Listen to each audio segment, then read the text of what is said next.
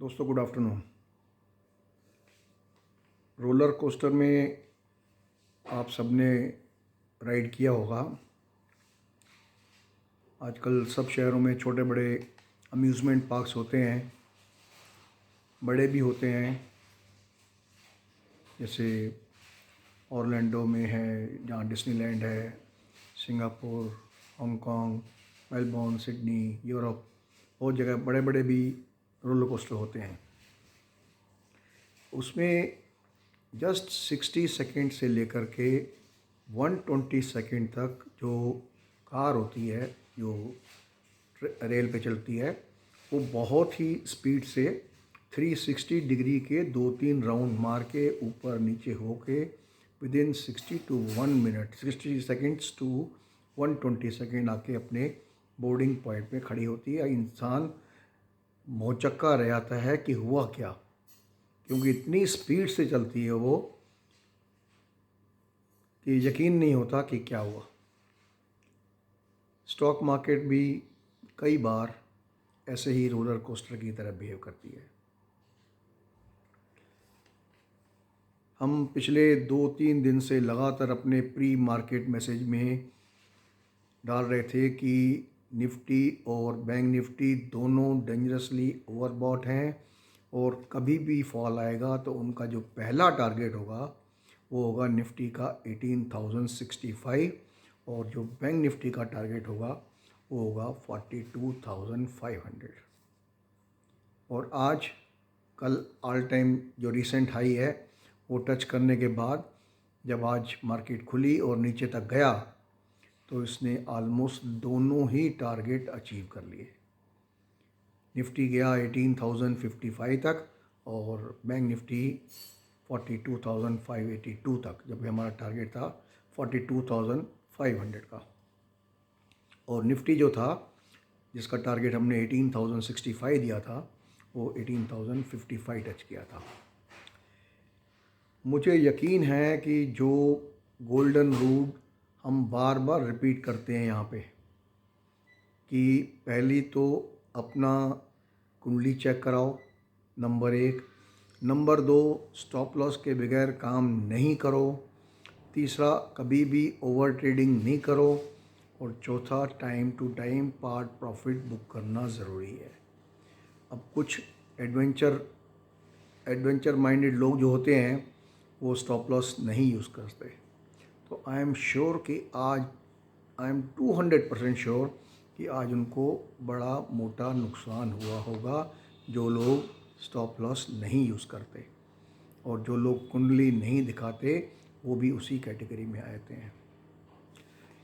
Passive traders के लिए हमने लास्ट वीक जो वीडियो था फ्राइडे का, उसमें कहा था कि हमने निफ्टी का पुट ऑप्शन बिकवाया था 18,300 का 375 के अराउंड।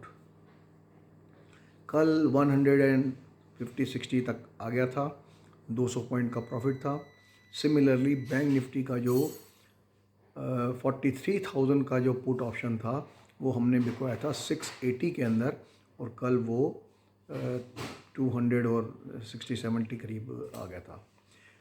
और कल हमने स्पेशल सबको बोला कि मार्केट ऐसी स्टेज पे आ गई है, you must book 75% to 100% profit in your long positions. 75% भी बुक करते हो तो बाकी के लिए स्ट्रिक्ट स्टॉप लॉस यूज़ करो, क्योंकि यहाँ पे मार्केट कभी भी गिर सकती है। क्योंकि हमारा जो डे था हमारा वो था 5 मई का, जो हम एक्सपेक्ट कर रहे थे कि टॉप बनेगा। पर जैसे आपको मालूम है कि एस्ट्रोलॉजी के अंदर कई बार एक आध दिन का फ़र्क पड़ जाता है, क्योंकि कुछ ऐसे एस्पेक्ट्स होते हैं या कुछ ऐसे एस्ट्रो इवेंट्स होते हैं, मान लो मार्केट के बाद होते हैं तो उनका इफेक्ट यूएस मार्केट में पहले आता है और कई बार इंडियन मार्केट में पहले आता है, यूएस में बाद में आता है। तो कल जिस तरह से मार्केट ने राइज दिया था उससे कुछ इंडिकेशन हो गया कि ये जो कल वाला फॉल है 5 तारीख वाला, वो 4 तारीख को ही आ गया। और हमने बहुत सारे स्टॉक्स जो हमने काफ़ी दिन से होल्ड कर रखे थे उस सब में हमने 75% to 100% प्रॉफिट बुक करा दिया। स्टार परफॉर्मर था हमारा लास्ट वीक का BHEL, जिसमें सिंगल लॉट के अंदर जिसने होल्ड किया होगा, मतलब प्रॉपरली जिसने रिलीजियसली फॉलो किया होगा, उसमें 1,20,000 का प्रॉफिट हुआ होगा।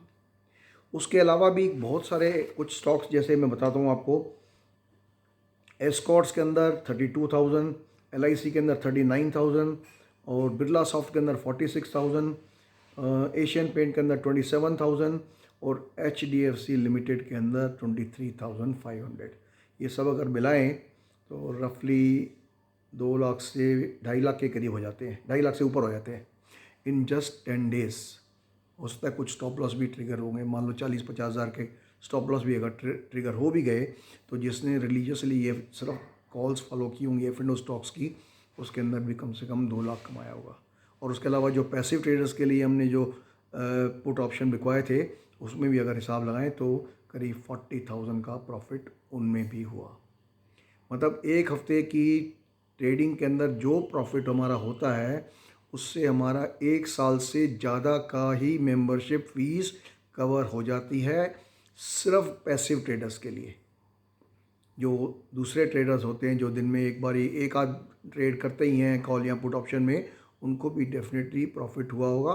पर मैं सिर्फ पैसिव ट्रेडर्स की बात करता हूँ। यहाँ जो हमने पोजिशनल बाइंग कराई थी, इस जो वेव चली थी 24 अप्रैल से, उस वेव को कैपिटलाइज करने के लिए। दोस्तों आज हम स्टार्ट करते हैं। पहले बात करते हैं हम टेक्निकल्स की, उसके बाद करेंगे कुछ ये यूएस मार्केट की और जो यूएस मार्केट की जो स्टॉक्स हैं और कमोडिटीज़ हैं, और then we will talk about कि आगे फ्यूचर में एस्ट्रोलॉजिकली क्या लग रहा है। निफ्टी ने डिक्लाइनिंग चैनल पैटर्न से ब्रेकआउट दिया था 17,680 पे, 17,680 पे ब्रेकआउट दिया था, जिसका टारगेट करीब 18,500 प्लस माइनस 100 पॉइंट्स था। और बैंक निफ्टी ने जो ब्रेकआउट दिया था वो था करीब 41,200 पे दिया था, जिसका आपने टारगेट दिया था 43,500 plus minus 200 point. Bank Nifty exceed कर गया अपने टारगेट से, 43,736 यहाँ कितना आया था, और जो निफ्टी था वो अपने टारगेट पे नहीं पहुँच पाया और उसके बाद करेक्टिव डिक्लाइन स्टार्ट हो गया। आज जो इंट्राडे लो लगा है निफ्टी के अंदर वो था 18,055, और बैंक निफ्टी में आज जो लो लगा है दैट इज़ 42,582। अब आगे क्या लगता है? अब आगे अब मैंने जो टारगेट कई बार दे चुका हूँ कि निफ्टी को यहाँ पे कम से कम 17,700 के आसपास आना चाहिए, और सिमिलरली बैंक निफ्टी को यहाँ से करीब 1,000 पॉइंट और भी गिरना चाहिए। चाहे दोनों ओवरसोल्ड हैं इस टाइम पे, और निफ्टी में कम से कम 150 पॉइंट की और बैंक निफ्टी में करीब 400 पॉइंट का पुल बैक लगभग श्योर है कि अगले 2 दिन में आएगा। 2 दिन में 150 पॉइंट वो और 400 पॉइंट बैंक निफ्टी के अंदर। तो उसके बाद जब करेक्शन आएगी वो लंबी चलेगी, वो में भी 2 हफ्ते से ज़्यादा चल जाए, पर फ़िलहाल ये है। गोल्ड अगर हम बात करें तो कल परसों गोल्ड ने प्रीवियस हाई जो थे इसके दो, जो $2063 और $2078 को, दोनों को ही क्रॉस करके $2085 तक गया, which is just short of its all time high of $2089। ये एक इंडिकेशन दी है गोल्ड ने कि ये आगे एक बारी फिर चलेगा, चाहे यहाँ से करेक्टिव डिक्लाइन आए, ये फर्स्ट इंडिकेशन है। Same cheese with silver also. Silver ने भी जो रीसेंट हाई था उसको क्रॉस करके वो $26.43 तक चला गया था और वहाँ से नीचे आया है। मैंने लास्ट टाइम भी एक बैंड दिया था, मैंने 24.75 और 25.6 को मैंने कहा था कि यहाँ से जब निकलेगा तो करीब $1 की मूव आएगी, ऑलमोस्ट आ चुकी है। और मेरे को लगता है कि सिल्वर ओवरटेक कर जाएगा गोल्ड से, क्योंकि उसके जो प्रीवियस टारगेट हैं अभी आए नहीं है। एक तो $27 का टारगेट था और एक $30+ का टारगेट है जो आना बाकी है। क्रूड की अगर हम बात करें तो क्रूड मैंने कहा था $63-64 पे आ सकता है, क्योंकि वहाँ पे एक स्ट्रॉन्ग सपोर्ट है। चाहे वो फ्लैश एक फॉल आया था जिसमें क्रूड ने $63.64 टच किया और वहाँ से बाउंस बैक हो गया, करीब आज 69 पॉइंट कुछ डॉलर चल रहा है।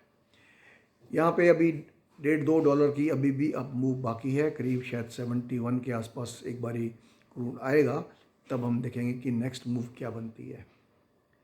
बिटकॉइन ने भी 27,710 का लो बना के और आज 29,705 पे चल रहा था। इसका टारगेट मेंटेन्ड है और 25,000 का सपोर्ट लेके चलो और ऊपर का 34,500 से लेकर के 35,000 का टारगेट मेंटेन है। आईटी सेक्टर जो मैंने कहा था कि 20 अप्रैल के आसपास बॉटम आउट कर जाएगा, अभी भी वो पॉजिटिव मोड में ही है और ये होपफुली 15 या 16 मई तक पॉजिटिव ही रहना चाहिए। इसके साथ समहाउ जो S&P 500 है वो और नास्डैक दोनों पॉजिटिव इंडिकेशन दे रहे हैं जो 16-17 मई तक जा सकते हैं। हालांकि बाकी जो इंडेक्स हैं, जैसे बताया मैंने, निफ्टी है, बैंक निफ्टी है, ये और बहुत सारे स्टॉक्स जो शायद 9th को टॉप आउट कर जाएंगे। हो सकता है वो जो टॉप जो अभी रिसेंट कल बना है उससे लो हो या उससे हाई हो सकता है, लेकिन 9th के बाद इनका negative period, astrologically negative period start हो जाएगा, जिसमें बहुत सारे स्टॉक्स गिरेंगे। और इस बारी पैसिव ट्रेडर्स के लिए हमने सोच रखा है कि कॉल ऑप्शन बिकवाएंगे 9th को, मे बी उसका 8 को भी एक पार्ट उस दिन बिकवा दें, या फिर 9th को हम कॉल ऑप्शन बिकवाएंगे निफ्टी का भी और बैंक निफ्टी का भी। And I will show you कि जस्ट 2 हफ्ते में आपका 1 साल की मेंबरशिप कैसे कवर होती है विदाउट डूइंग एवरीडे ट्रेडिंग। कई लोग होते हैं जो 15 पॉइंट, 20 पॉइंट, 50 पॉइंट के पीछे ट्रेडिंग करते हैं, बजाय उसके कि आप 2 हफ्ते में, 1 हफ्ते में 1 या 2 ट्रेड लो तो प्रॉफिट उतना ही आता है या कई बार उससे ज़्यादा ही आता है। S&P जैसे बताया कि S&P का टारगेट काफ़ी हाई बैठ चुका है, वो करीब 4500 के करीब जाएगा। जो भी डिक्लाइन आता है उसमें बाइंग ही बनती है किसी भी हालत में। टेक्निकल्स कवर कर लिए और मैं अभी बताता हूँ कि एस्ट्रोलॉजिकली अभी हमें क्या लग रहा है। 9 तारीख को जैसे मैंने बोला है आपको, सन और यूरेनस का कंजक्शन है जो कि क्लास 1 का हार्ड एस्पेक्ट है।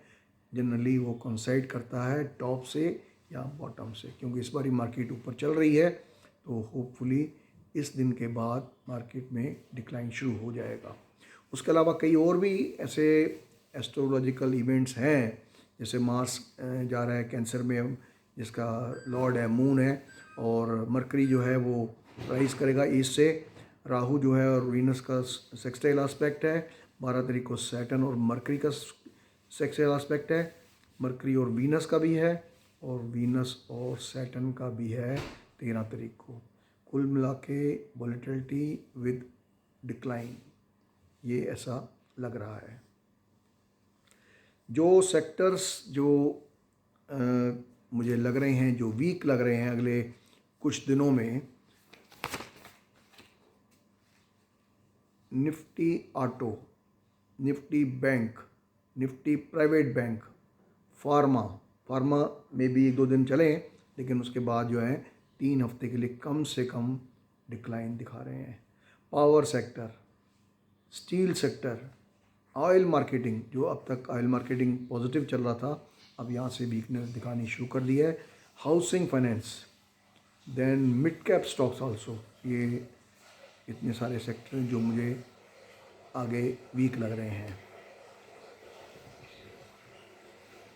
गोल्ड, सिल्वर, क्रूड का मैं बता चुका हूँ, बिटकॉइन का बता चुका हूँ, S&P, डाउ जोन्स और नैस्डैक और S&P जैसे मैंने बताया कि 16 तारीख तक +- 1 डे तक पॉजिटिव ही रहने की उम्मीद है, तो उसमें ख्याल रख सकते हो। बहुत सारे स्टॉक्स हैं जो बहुत सारे मतलब मोर देन 50% स्टॉक्स जो हैं वो बेयरिश इंडिकेशन दे रहे हैं अगले 2 हफ्ते के लिए। That is including your Adani group, then Apollo tyres, Ashok Leyland, Axis bank, Bajaj finance, Bajaj Finserv, BHEL जो हमने बाय कराया था 76 के आसपास और कल हमने प्रॉफिट बुक कर लिया करीब 1,20,000 का, वो अगले 2-3 हफ्ते के लिए वीक है। ऑलरेडी वो आज दिखा चुका है कि 88 से गिर के 80.10% एक दिन में गिर गया था, लेकिन यहाँ से जो भी टेक्निकल रिकवरी आएगी 83, 84, 85, वहाँ पे one can take position for 2 to 3 weeks. This stock is looking weak to me.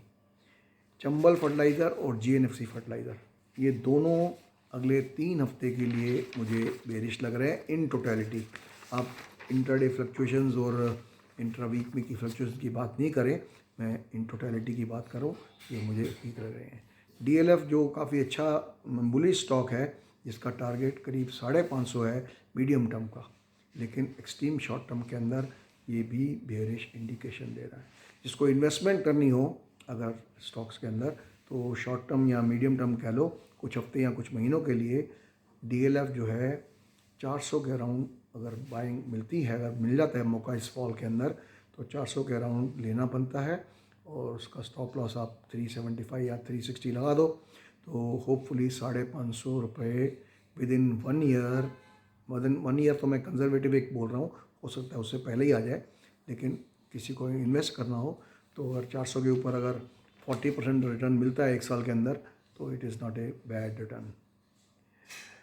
Federal bank भी वीक लग रहा है, ICICI बैंक भी वीक लग रहा है। ICICI बैंक जो भी आज राइज आया है, I think one should get rid of और बुक प्रॉफिट और even short also. Private bank somehow, चाहे वो कोटक बैंक हो, चाहे एक्सिस बैंक हो, चाहे इंडसइंड बैंक हो या ICICI बैंक हो, इवन चाहे HDFC बैंक हो, ये मुझे वीक लग रहे हैं अगले कुछ दिनों तक। इवन जो PSU स्टॉक्स जो आज अच्छा काम कर रहे थे, मुझे लगता है अगले दिनों में कुछ दिनों में वीक हो जाएंगे। तो दोस्तों ये एक ब्रॉड एक पिक्चर मैंने दे दी है। अगर अमेरिकन स्टॉक्स की बात करें, अमेरिकन स्टॉक्स समहाउ मुझे, इंडियन तो मार्केट वीक लग रही है, लेकिन अमेरिकन मार्केट अभी भी मुझे 16-17 तक ठीक लग रही है। हो सकता कुछ और भी चल जाए। उसमें एप्पल है, AMD, Amazon, Microsoft, Netflix, PNW, Tesla, ये सब मुझे पॉजिटिव इंडिकेशन दे रहे हैं अगले कुछ दिनों की। जो वीक स्टॉक लग रहा है मुझे अमेरिकन में, वो है bank of America. May be banking sector में कुछ ना कुछ ख़राब न्यूज़ आ सकती है, जिसकी वजह से आज इसका ट्रेलर मिला हमको, पर लगता है आगे भी बैंकिंग स्टॉक के अंदर कुछ गड़बड़ होने वाली है। इंडियन मार्केट क्यों गिरेगी जबकि अमेरिकन मार्केट अभी कुछ चलेगी? हो सकता है इसमें कर्नाटक के रिजल्ट्स का अफेक्ट, डिस्काउंट हो रहा हो सकता है। मैं आई एम नॉट सेइंग, क्योंकि एस्ट्रोलॉजी तो बोलती है गिरेगी या चढ़ेगी, ना टारगेट ना कुछ, या पॉजिटिव पीरियड है या नेगेटिव पीरियड है।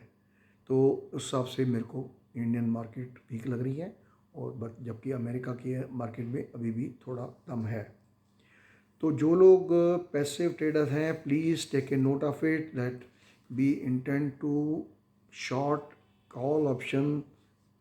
स्ट्राइक प्राइस आप चूज़ कर लो, जो भी है प्राइस, जो अपनी अपनी कैपेसिटी के हिसाब से, कोई छोटे अमाउंट वाला कॉल ऑप्शन बेचना चाहता है, कोई बड़े अमाउंट वाला, ये अपने आप चूज़ कर लो। But we intend to sorry, we intend to sell short call options before 9th of May। तो mostly I think I have covered you all these things. दोस्तों ये चैनल अगर आपको लाइक करते हो, तो आप इसके कंटेंट्स अगर आपको अच्छे लगते हैं, तो डेफिनेटली आप इसको लाइक कीजिए, सब्सक्राइब कीजिए, शेयर कीजिए, ताकि दूसरे लोग भी फ्री में अपने पैसे बना सकें और प्रॉफिट कमा सकें। जो अफोर्ड नहीं कर पाते हमारी सर्विसेज, उन लोग को भी कुछ फ़ायदा हो। तो बहुत सारे कम्प्लीमेंट्स मिलते हैं हमको कि सब आपके चैनल देख के हम काम करते हैं, तो उसमें हमको बहुत प्रॉफिट होता है। बट स्टिल हमारी वो जो 4-5 चीज़ें हैं, please get your horoscope checked और never trade without stop loss, never over trade and part profit book करना ज़रूरी है। तो दोस्तों ये था इस हफ्ते का video. I think I have covered most of the things, even technicals, astrological, stocks, sectors, American stocks, American indices. I think I have covered almost everything. तो दोस्तों have a very nice weekend and nice weekend तो खैर क्या होगा, mostly people must have lost a good amount of money this week.